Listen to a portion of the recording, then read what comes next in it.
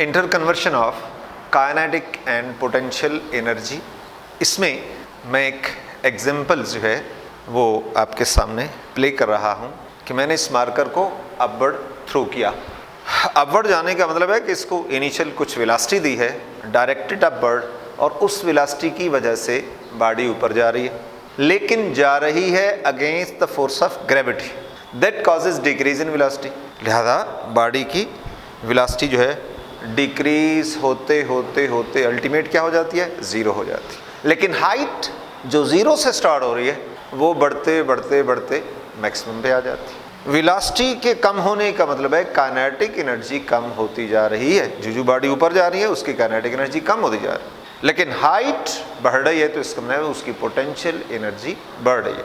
तो यहाँ से हम ये लिख सकते हैं, हम ये कह सकते हैं कि जब हमने किसी बॉडी को, फ्री बॉडी को जिसके साथ कोई मैकेनिज्म ऑफ प्रोपल्शन नहीं है, जब उसको हमने अपवर्ड थ्रो कर दिया तो there is a loss of kinetic energy and gain in potential energy. ये भी है कि अगर हम फ्रिक्शंस को लिफ्ट ना कराएं, जो कि नेग्लिजिबल स्मॉल होती है, लिहाजा ना कराएं, तो we can write loss of kinetic is equal to gain in potential energy.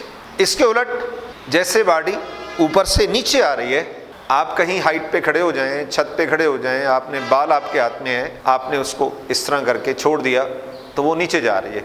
Under the action of gravity वो नीचे जा रही है। उसकी इनिशियल वेलोसिटी कितनी थी, 0, लेकिन हाइट क्या थी, मैक्सिमम। अब जूजू बॉडी नीचे जा रही है तो उसकी वेलोसिटी बढ़ती जा रही है, लेकिन हाइट कम होती जा रही है। वेलोसिटी बढ़ने का मतलब है कि उसकी काइनेटिक एनर्जी जो है वो बढ़ती जा रही है, लेकिन हाइट कम होने का मतलब उसकी पोटेंशियल एनर्जी कम होती जा रही है। Till that ball strikes the ground, जहाँ उसकी सारी की just before striking, just before hitting the ground, उसकी सारी एनर्जी काइनेटिक, जबकि हाइट 0 होने की वजह से पोटेंशियल एनर्जी 0 हो गई। So we can say that कि अगर बॉडी फॉल कर रही है, under the action of gravity नीचे जा रही है, तो उसमें loss of potential is equal to gain in kinetic energy. तो इस बात को अगर थोड़ा सा मैं लिख दूं कि when a free body without any mechanism of propulsion, उसके साथ कोई इंजन नहीं है, उसके साथ कोई बारूद नहीं है, कोई ऐसी चीज़ नहीं है जो उसको प्रोपेल करती है, तो उसकी सबसे आसान मिसाल जैसे गेंद है, जैसे गेंद है, बुलेट है।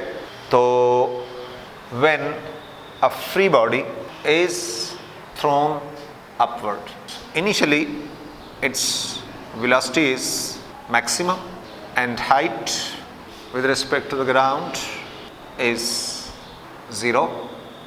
Therefore it possesses maximum kinetic energy, but potential energy is 0.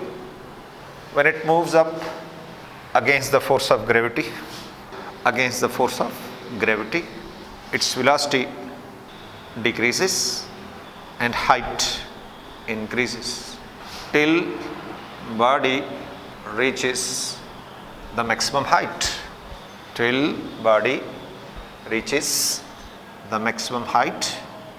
where its velocity becomes 0. So we can say that during the upward motion there is loss of kinetic and gain in potential energy. Friction is taken equal to 0. So we have observed the conversion of kinetic energy into potential energy, but total remain conserved. So we can write that during upward motion loss of kinetic is equal to gain in potential. If the body is falling down through certain height, then we see that its initial velocity is 0. So kinetic energy is 0, height is maximum, so potential energy is maximum. Potential energy is maximum. So as soon as the body is falling down, its velocity is gone increasing. Its velocity is gone increasing, and height is gone decreasing. In other words, its potential energy is go on decreasing, and kinetic energy is go on increasing till body reaches the ground. Just before hitting the ground, kinetic energy will be maximum and potential energy tends to 0. So we can write, during the free fall, loss of potential energy is equal to gain in kinetic energy. अब इसको अगर थोड़ा सा mathematical orientation दे दें तो हम consider कर रहे हैं, let a body of mass m, इसको फॉल कराते हैं थ्रू द हाइट h. ये a पॉइंट है, body is at point a, जहां उसकी हाइट कितनी बननी है from the ground, that is equal to h, और मैं इसको फ्री कर रहा हूं तो इसकी इनिशियल वेलोसिटी 0 है. अगर इनिशियल वेलोसिटी 0 है तो काइनेटिक एनर्जी भी 0 है, लेकिन पोटेंशियल एनर्जी मैक्सिमम है, और कितनी होगी, mgh. Let the body is allowed to fall.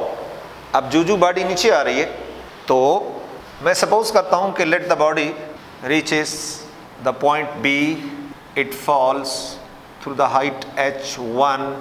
तो यहाँ पहुँचकर इस बॉडी की जो हाइट रह गई वो है h minus h1. So we can calculate the loss of potential energy in moving from a to b. तो क्या लिखेंगे कि potential energy at point a कितनी है, mgh, और potential energy at point b is mgh minus h1. Loss कितना हुआ, ये चूँकि कम रह गई, ये ज़्यादा हाइट है, ये कम हाइट है, तो इसको लॉस हुआ है. Loss of potential energy in moving from a to b is equal to, initial कितनी है, कितनी बच गई, तो इससे क्या लिख सकते हैं, mgh minus mgh plus mgh1. ये कैंसिल हो गया एंड दिस इज mgh1. ये हमारे पास एक इक्वेशन आ गई कि in moving from a to b body की पोटेंशियल एनर्जी लॉस हुई है, वो हमने कैलकुलेट कर लिया. अब हम काइनेटिक एनर्जी की बात करते हैं. Now the kinetic energy of the body at point A 0 है, और kinetic energy at point B जो हो जाएगा हाफ mv/f स्क्वायर हो गया, बल्कि half mvi² is equal to 0, and this is half mv/f square. Gain in kinetic energy बराबर है final minus initial, where Vf जो कि अननोन है और Vi 0 है, एक्सेलरेशन g के बराबर है, और s is equal to h1. तो ये डाटा अगर हम अपने सामने रखें तो इक्वेशन ऑफ मोशन क्या होगी, Vf square minus Vi square 2as Vf square 0 2gh. तो this is the value of the Vf 2gh इसका अंडर रूट। ये वेलोसिटी हम इससे कैलकुलेट कर सकते हैं। तो इस Vf की वैल्यू जहाँ अगर हम पुट कर देंगे तो गेन इन काइनेटिक एनर्जी किसके बराबर आ जाएगा, हाफ m Vf की जगह, चूँकि Vf का स्क्वायर है 2g h1 अंडर रूट और इसका स्क्वायर है -0, this is half m 2g h1, 2 cancel हो गया and this is m g h1। ये सेकेंड इक्वेशन है।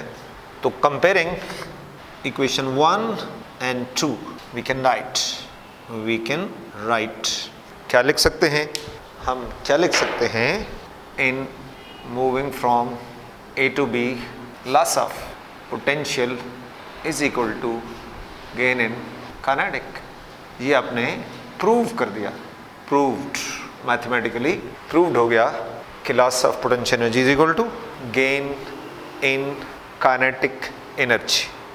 अब हम फ्रिक्शंस को भी कंसिडर करते हैं, तो उसको भी लिफ्ट तो करानी होती है ना, फ्रिक्शंस को बिल्कुल तो ज़ीरो नहीं कर देते, लेकिन बहरहाल if we consider the force of friction when body is falling from A to G ground, ये G है, तो इसमें क्या होगा कि जो बॉडी नीचे आ रही है, इनिशियल सारी की सारी हाइट मैक्सिमम है, सारी की सारी एनर्जी पोटेंशियल है, और जो बॉडी नीचे आ रही है हाइट कम होती जा रही है और वेलोसिटी बढ़ती जा रही है। लेकिन उस बात को तो हम ऑलरेडी लिख चुके हैं कि लॉस ऑफ पोटेंशियल होगा और गेन इन काइनेटिक भी होगा।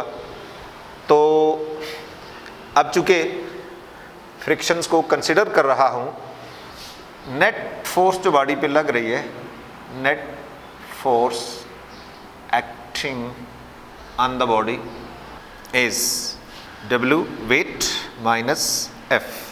ये है नेट फोर्स। पहले तो हमने सिर्फ force of gravity mean body का वेट कंसिडर किया जिसकी वजह से बॉडी डाउन जाती है, लेकिन अब हम फ्रिक्शंस को भी लिफ्ट करा रहे हैं। फिजिकली आपको पता है कि किसी भी बॉडी के अंदर weight, when body is falling down, तो weight acts vertically downward always, और फ्रिक्शंस किधर होगी, अपवर्ड होगी। इसलिए नेट फोर्स जो बन रही है वो W माइनस F होगा। कभी भी फ्रिक्शंस का रोल एक्टिव नहीं है, कहीं भी आप पूरी through out the studies F minus W कहीं नहीं लिखेंगे। हमेशा चूंकि फोर्स ऑफ फ्रिक्शंस का जो रोल है वो एक्टिव नहीं है, पैसिव रोल होता है, तो हमेशा applied force which causes change in the velocity उसको पहले लिया जाता है। चाहे बॉडी अपवर्ड जा रही है चाहे बॉडी डाउन आ रही है, तो इसमें फ्रिक्शन ही माइनस होगा। तो इसमें नेट वर्क डन जो हो जाएगा वो किसके बराबर है, ये नेट फोर्स है into height h, W into h minus F into h। ये है work done by the gravity. तो net work done, this net work done appears in the form of gain in kinetic energy. This net work done appear in the form of gain in kinetic energy। चूँकि जो body नीचे आ रही है under the action of this force, net force W minus F, तो उसकी velocity बढ़ती जा रही है। इसका मतलब साफ ज़ाहिर है कि there is a gain in kinetic energy. So we can write that in moving from A to G, work done by the net force बराबर है gain in kinetic energy, और वो बराबर है W into H minus F into H। This is mgh minus F into H। तो we know that potential energy at point A कितनी है, mgh, और potential energy at point G 0।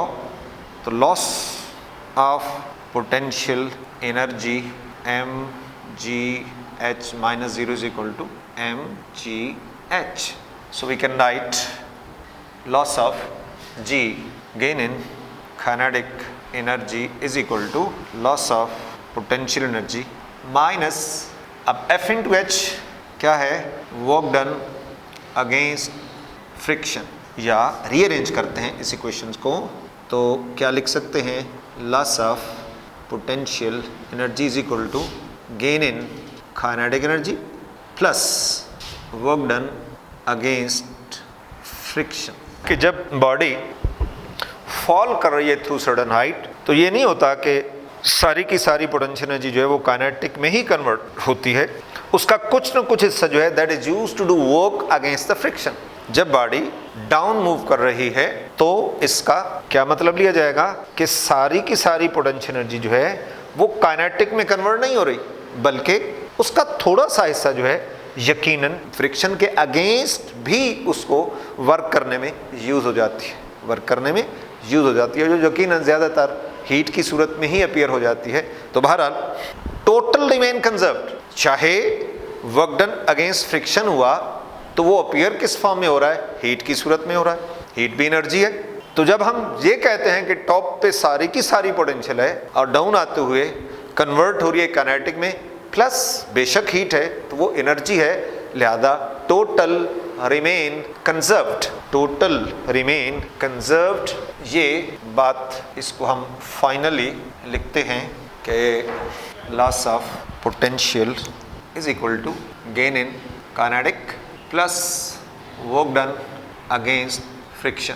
If the body is thrown up, if the body is thrown upward, then we can write loss of kinetic किसके बराबर है, gain in potential plus work done against friction. तो जैसे बता दिया कि यहाँ तो हम एनर्जी कह रहे हैं, यहाँ भी एनर्जी कह रहे हैं, और ये वर्क डन अगेंस्ट फ्रिक्शन जो है, this work done against friction also appear in the form of heat energy, thermal energy. लिहाजा क्या कह सकते हैं कि टोटल एनर्जी रिमेन कंजर्व्ड। तो फाइनल बात कर रहा हूँ कि since work done against friction appears in the form of heat, which is the form of energy, therefore we conclude that there is only change in its form, that is from kinetic to potential or potential to kinetic and heat as well, but total energy remain conserved. This is called the law of conservation of energy.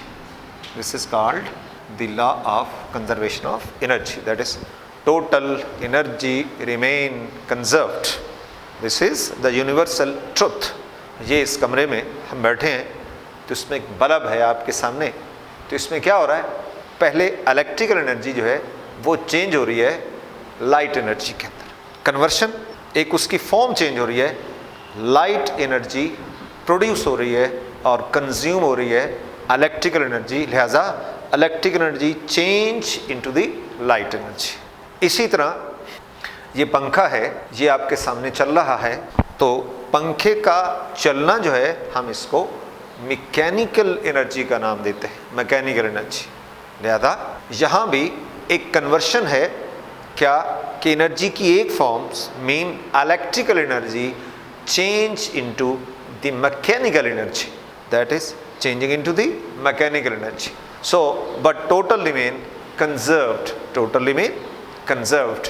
मैं आपके सामने बोल रहा हूँ तो ये muscles की जो एनर्जी है, मैकेनिकल एनर्जी जो है, that change into the sound energy, that change into the sound energy, but we believe that total remain conserved. So this is what we call the law of conservation of energy.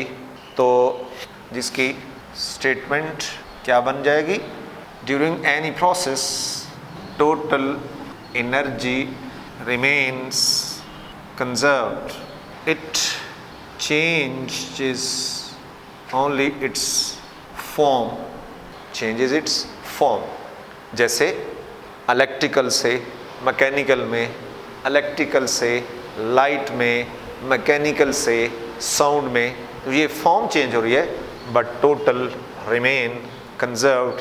या कुछ और अल्फाज, क्या energy can neither be created nor destroyed, energy can neither be created nor destroyed.